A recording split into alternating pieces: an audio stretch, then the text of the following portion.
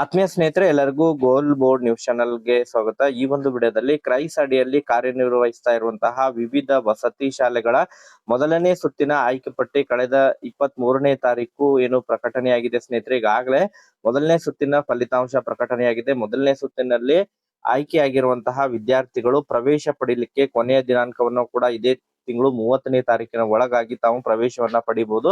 But ಈ ಒಂದು ವಿಡಿಯೋದಲ್ಲಿ ತಮಗೆ ಮೊದಲನೇ ಸುತ್ತಿನಲ್ಲಿ ಏನು ಲಿಸ್ಟ್ ಪ್ರಕಟಣೆಯಾಗಿದೆ, ಮೊದಲನೇ ಸುತ್ತಿನ ಕ್ರೈಸ್ ಅಡಿಯಲ್ಲಿ ಕಾರ್ಯನಿರ್ವಹಿಸ್ತಾ ಇರುವಂತಹ ವಿವಿಧ ವಸತಿ ಶಾಲೆಗಳು, ಮೊರಾರ್ಜಿ ದೇಸಾಯಿ ಆಗಿರ್ಬೋದು, ಕಿತ್ತೂರಾಣಿ ಚೆನ್ನಮ್ಮ, ಅಂಬೇಡ್ಕರ್ ವಸತಿ ಶಾಲೆ ಆಗಿರ್ಬೋದು, ಏಕಲವ್ಯ ಮಾದರಿ ವಸತಿ ಶಾಲೆ, ಈ ರೀತಿ ಹಲವಾರು ರೀತಿಯಾದಂತಹ ವಸತಿ ಶಾಲೆಗಳಿಗೆ ಮೊದಲನೇ ಸುತ್ತಿನ ಆಯ್ಕೆ ಪಟ್ಟಿಯಲ್ಲಿ ಹೆಸರು ಬರದೇ ಇರುವಂತಹ ವಿದ್ಯಾರ್ಥಿಗಳು ಅಥವಾ ಆಯ್ಕೆ ಆಗದೇ ಇರುವಂತಹ ವಿದ್ಯಾರ್ಥಿಗಳು ವೇಟ್ ಮಾಡ್ತಾ ಇದ್ರೆ ಯಾವಾಗ ಎರಡನೇ ಸುತ್ತಿನ ಫಲಿತಾಂಶ ಯಾವಾಗ ಪ್ರಕಟಣೆ ಆಗುತ್ತೆ ಅಂತ ಹೇಳಿ.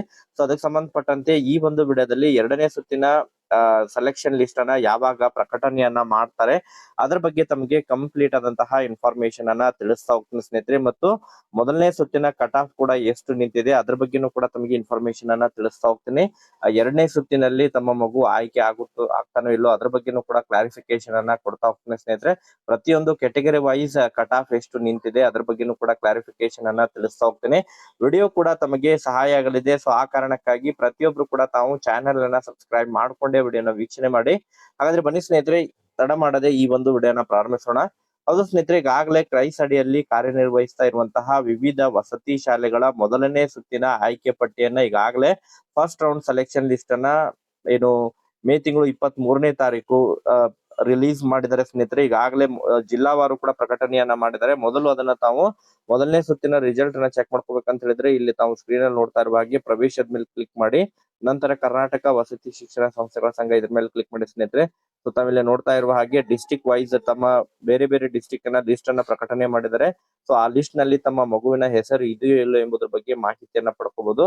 ಸಪೋಸ್ ಇನ್ ಕೇಸ್ ತಮ್ಮ ಮಗು ಸೆಲೆಕ್ಟ್ ಆಗಿದ್ರೆ ತಾವು ಅಡ್ಮಿಷನ್ ಅನ್ನ ಮಾಡಿಸ್ಲಿಕ್ಕೆ ಕೊನೆಯ ದಿನಾಂಕ ಅಂತ ಹೇಳಿದ್ರೆ ಇಲ್ಲಿ ತಾವು ನೋಡ್ತಾ ಇರುವ ಹಾಗೆ ಪ್ರಕಟಣೆ ಕೊಟ್ಟಿದ್ದಾರೆ ಸ್ನೇಹಿತರೆ. ಸೊ ಇಲ್ಲೇ ಸೀಟು ಹಂಚಿಕೆಯಾದ ಅಭ್ಯರ್ಥಿಗಳು ದಿನಾಂಕ 30/5/2026 ಒಳಗಾಗಿ ಪ್ರವೇಶವನ್ನು ಪಡೆಯಲು ಸೂಚಿಸಿದೆ ಅಂತ ಹೇಳಿಕೊಟ್ಟಿದ್ದಾರೆ. ಅಂತ ಹೇಳಿದ್ರೆ ತಾವು 30ನೇ ತಾರೀಕಿನ ಒಳಗಾಗಿ ಮೇ 30ನೇ ತಾರೀಕಿನ ಒಳಗಾಗಿ ಅಡ್ಮಿಷನ್ ಅನ್ನ ಮಾಡಿಸ್ಕೋಬೇಕಾಗುತ್ತೆ ಸ್ನೇಹಿತರೆ. ಹೆಸರು ಬಂದಂತಹ ಪಾಲಕರು, ಪೋಷಕರು ತಮ್ಮ ವಿದ್ಯಾರ್ಥಿಗಳನ್ನ ಅಡ್ಮಿಷನ್ ಅನ್ನ ಮಾಡಿಸ್ಕೊಡಿ ಸ್ನೇಹಿತರೆ. ಸ್ನೇಹಿತರಿಗೆ ಎರಡನೇ ಸುತ್ತಿನ ಆಯ್ಕೆ ಪಟ್ಟಿ ಯಾವಾಗ ಬರುತ್ತೆ ಅಂತ ಹೇಳಿ ವೇಟ್ ಮಾಡ್ತಾ ಇದಾರೆ. ಅದ್ರ ಬಗ್ಗೆನೂ ಕೂಡ ಮಾಹಿತಿಯನ್ನ ತಿಳಿಸ್ತಾ ಹೋಗ್ತೇನೆ.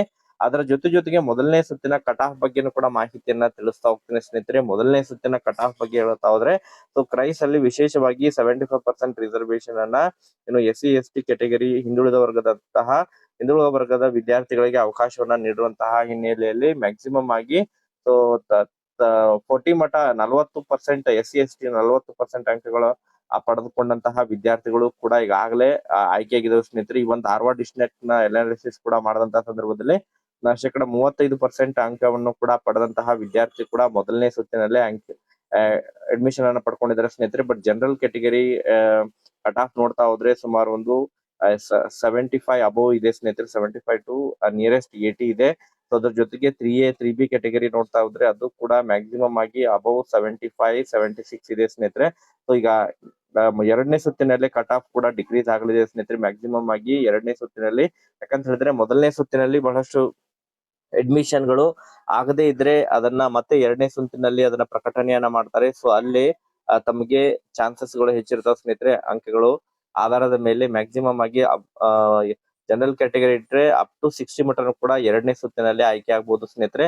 ಅದ್ರ ಜೊತೆಗೆ SC/ST ಕ್ಯಾಂಡಿಡೇಟ್ ಇದ್ರೆ ಮ್ಯಾಕ್ಸಿಮಮ್ 30 ಮಟ ಮಾರ್ಕ್ಸ್ ತಗೊಂಡ್ರು ಕೂಡ ತಾವು ಎರಡನೇ ಸುತ್ತಿನಲ್ಲಿ ಸೆಲೆಕ್ಟ್ ಆಗುವಂತಹ ಸಾಧ್ಯತೆಗಳಿದಾವೆ ಸ್ನೇಹಿತರೆ. ಈಗ ಯಾವಾಗ ರಿಸಲ್ಟ್ ಪ್ರಕಟಣೆ ಆಗ್ಬಹುದು ಅದ್ರ ಬಗ್ಗೆ ತಮಗೆ ಮಾಹಿತಿಯನ್ನ ಹೇಳ್ತಾ ಹೋದ್ರೆ ಸ್ನೇಹಿತರೆ, ಈ ತಿಂಗಳು 30ನೇ ತಾರೀಕಿನವರೆಗೆ ರಿಸಲ್ಟ್ ಅನ್ನ ಪ್ರಕಟಣೆಯನ್ನ ಮಾಡ್ಲಿಕ್ಕೆ ಬರಂಗಿಲ್ಲ. ಯಾಕಂತ ಹೇಳಿದ್ರೆ 30ನೇ ತಾರೀಕಿನವರೆಗಾಗಿ ಅಡ್ಮಿಷನ್ ಪ್ರೊಸೆಸ್ ಇದೆ. ಅದಾದ ನಂತರ ಒಂದು ವಾರಗಳ ಕಾಲ ವೇಟ್ ಮಾಡ್ಬೇಕು.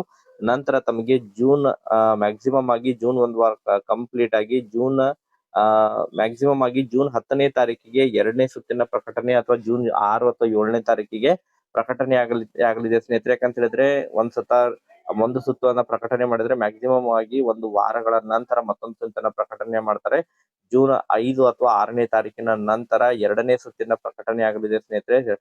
ಸೆಕೆಂಡ್ ರೌಂಡ್ ಸೆಲೆಕ್ಷನ್ ಲಿಸ್ಟ್ ಪ್ರಕಟಣೆ ಆಗಲಿದೆ. ಒಟ್ಟು 3 ಹಂತದಲ್ಲಿ ರಿಸಲ್ಟ್ ಪ್ರಕಟಣೆ ಆಗುತ್ತೆ ಸ್ನೇಹಿತರೆ. ಎರಡನೇ ಸುತ್ತು ಮ್ಯಾಕ್ಸಿಮಮ್ ಆಗಿ ಫೈನಲ್ ಸುತ್ತು ಅಂತ ಹೇಳಿದ್ರೆ ಮೂರನೇ ಸುತ್ತು ಪ್ರಕಟಣೆ ಆಗುತ್ತೆ. ಸಪೋಸ್ ಇನ್ ಕೇಸ್ ಮೂರನೇ ಸುತ್ತಿನಲ್ಲೂ ಕೂಡ ಏನಾದ್ರು ಸೀಟ್ಗಳು ಉಳಿದ್ರೆ ಅದನ್ನ ಕೌನ್ಸಿಲಿಂಗ್ ಮಾದರಿಯಲ್ಲಿ ಅದನ್ನ ತಗೋತಾರೆ ಸ್ನೇಹಿತರೆ. ಈಗಾಗಲೇ ಯಾರೆಲ್ಲ ಸೆಲೆಕ್ಟ್ ಆಗಿದ್ರೆ ಕಮೆಂಟ್ ಅನ್ನ ಕೂಡ ಮಾಡಿ ಮಾಹಿತಿಯನ್ನು ಒದಗಿಸ್ಕೊಡಿ.